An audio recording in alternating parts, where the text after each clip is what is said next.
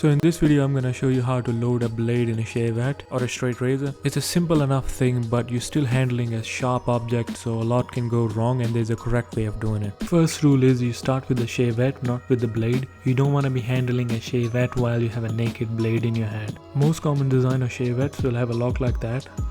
So first thing, you lift that lock off and then you slide the blades apart like that. So if it's a new Shavette, it might not come off that easy, so you might have to lift and slide these blades. On the other side we have these little bumps. That's where the blade will rest and it'll fasten it in the place. So we're gonna put that Shavette down for now and get our blade ready. So the blades usually come in a wrapper like that. So you don't want to take the wrapper off at this point. First you want to snap the blade in half. So you hold it between your index fingers and thumbs and then bring your middle finger to push the middle in and then snap it together. It will always snap in half. And now you can take the wrapper off.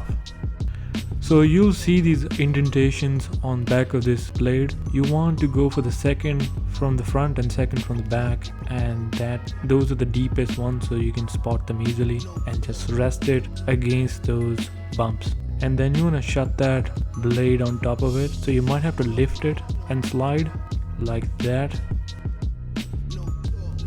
It's perfectly in place now. You can secure the lock onto it.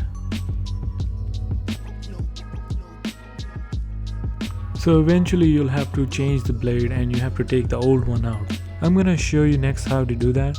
By the way, whenever you see a Shavette, always assume it has a blade in it. So in our case, it obviously has a blade in it. So you turn it away from yourself. So you don't approach it like that from front.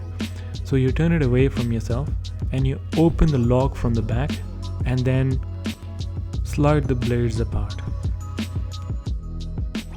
It should draw apart on its own, but on a new Shavette you might have to flick it with your finger.